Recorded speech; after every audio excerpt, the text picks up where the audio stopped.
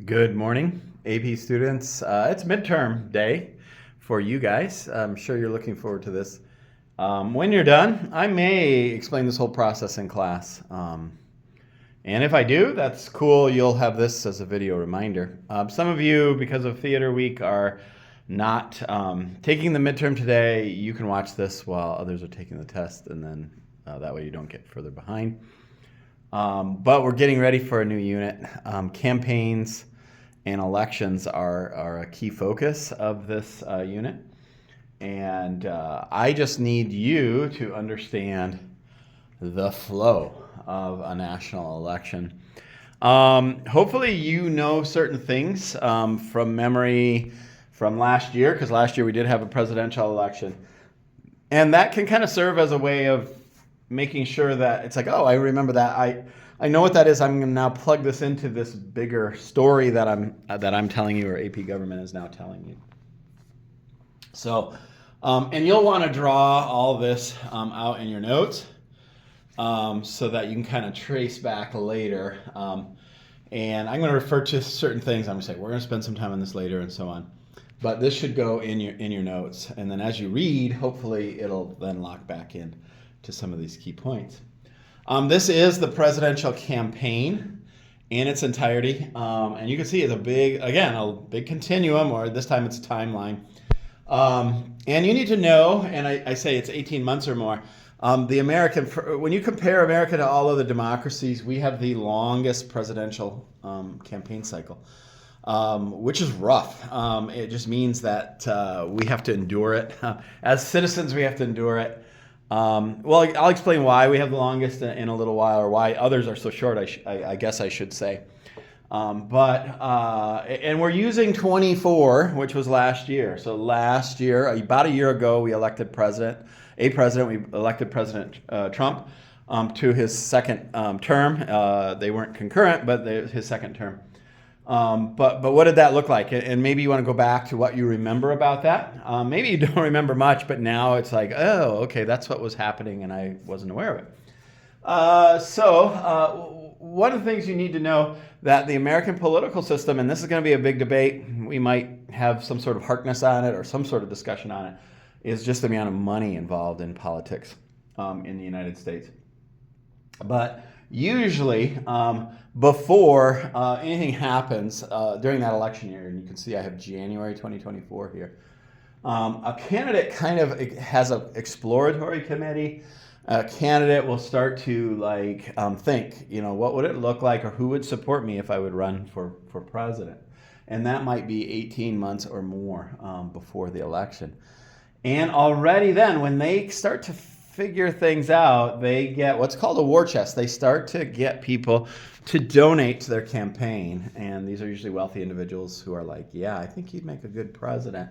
I'm willing to throw some of my money into your cause, and time probably too. I'm going to use our governor, Gretchen Whitmer. She has come across, and obviously Republicans don't like her. Democrats really do like her. And a lot of Democrats have said, you would be a very good presidential candidate.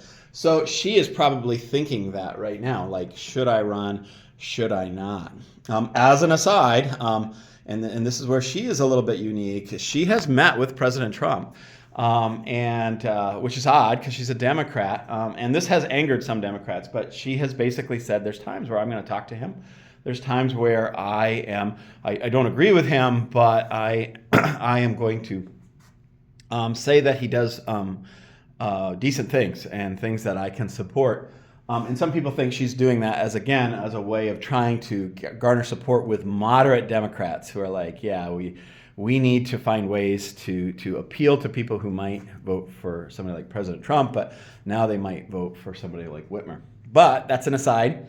So anyway, these candidates end up kind of gathering interest and announcing, and then developing a war chest. We'll talk about that later when we talk about money. But now we're coming to the election year. So the election is in November, and we're now in January of that same year. So about 9 months before the November election. And at that point, I want you to notice there's kind of two seasons during the year. There's what we call primary seasons, which runs from January to July. And then there's the national campaign it's usually about July. By the way, this date or this month can kind of vary. From July until November, it's what we call the national campaign. Okay, so they're very different. It's as if these are the semifinals and these are the finals, if you like sports and sports metaphors. And so the primaries are kind of the semifinals. That's where the two within the parties, you're kind of fighting for who in your party. Who of the Democrats is going to run as the national candidate for the Democrats. And then in the primaries, the Republicans run against each other to see who's going to run in the national campaign against the Democrats. So semifinals, finals, okay? And so you need to know that. The other thing you need to know is that the semifinals, that when the Democrats are all running against each other or the Republicans are running against each other, they're called the primaries, and they're run by the parties. So the Republican Party is controlling their nomination process, okay, or their primary system, and the other party is as well, okay? By the way, we call them primaries because they're like the first chance to vote or to narrow down who you want to be your president, okay? And then, and there's a lot of little asides here, some states call them caucuses, and there is a slight difference there. So they're either primaries or caucuses. And then to confuse things even more, there's some different words for caucus is used in different ways politically as well. But that's what happens. So and by the way, the next election, which would be 2028, the Democrats are going to have a lot of people kind of like announcing that they would like to be the Democratic nominee. And President Trump is done. He likes to troll people and say he's going to run for a third term. I would like to say fairly authoritatively, he will not. He's just doing that to get attention. So he will not run. So the Republicans will have a whole bunch of Republicans who will say, I want to replace Trump as well. So both parties are going to have a lot of people here kind of like announcing their presidency. But then in January of 2028, just like January 2024, you then start your primary season. So it's the Republicans against each other, the Democrats against each other. And then what happens is each state, they go through each state, and there's a primary or a caucus, okay? And the other thing that happens in these is in every one of these states, and I didn't write this, but they get what are called delegates, okay? If they win, they get delegates, which are appointed by the state political party, the state Republican Party or the state Democratic Party. They get delegates, and then you accumulate your delegates to win. So what happens when that starts is, and the first two states are always Iowa and New Hampshire. They're always the first two. It's just tradition that has happened. A lot of people don't like it because they're very kind of like small states. They don't seem super important as far as being very typical to the rest of the states. They tend to be farming states. They tend to be with a lot more rural people. A lot of, again, not very many minorities there. So most of these states have large white populations only. They don't have a lot of Latino votes. They don't have a lot of African-American votes. So some people say that seems a little bit like it just kind of stretches things out in ways that aren't representative of our country. But we always start there. And when they go there and vote in the caucuses of Iowa and the primary of New Hampshire, all of the candidates who have announced run there. And when they run there, whoever starts to win starts to accumulate delegates. And then they get, after they win, they start to get some notoriety. And then when they go to the next state, they might have momentum to kind of like, oh, people are like, yeah, you're it. You're the guy. You're the person who we're going to potentially nominate. Okay. There is a big day in there called Super Tuesday. Super Tuesday is where there's 8 big states that vote. That's really pivotal. But again, every state that they win or do well in, they start to accumulate delegates. And as the delegates are accumulated and as they work their way through states, they then get to the point where almost all the states have voted. And then in July or sometimes August of that year, each party has a political convention. There's a Democratic National Convention and there's a Republican National Convention. And that's where all the parties, the people from the parties gather, and all the delegates here then vote. And what their goal is to nominate one person. Okay?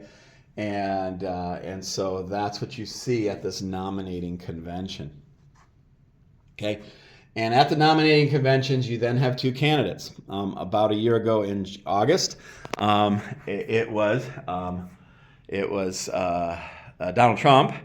Obviously, he ran fairly unopposed, although in that primary, there was one person who ran against him, Nikki Haley, and she wanted to be the Republican instead of Trump, and she got some delegates, but not very many. Trump won.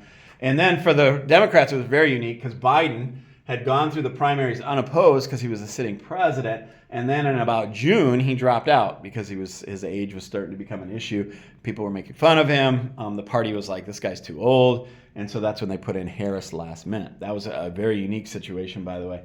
But then in the conventions in 2024, she was nominated. And then from July to November, it's a national campaign. It was just Biden against, or not Biden, it was Harris against Trump. And they go from state to state. By the way, you're going to do a video game on this too. They go state to state to try to appeal to the states. And then there's an election. And last year it was November 8, which isn't that long ago, a year ago. And then you vote by state. We'll talk about the Electoral College. And then the winner is kind of known here, but it becomes official in December when the Electoral College votes. And then there's an inauguration in January. So that's the process. You're going to be kind of reading things related to that. It is kind of important that you know this process well so that you can plug things in. We're going to talk a lot about money. Okay? And we are going to talk about some of these delegates. Okay? And we are going to talk about how do candidates run. That's going to plug in here too. We're going to talk about the Electoral College. That's going to plug in.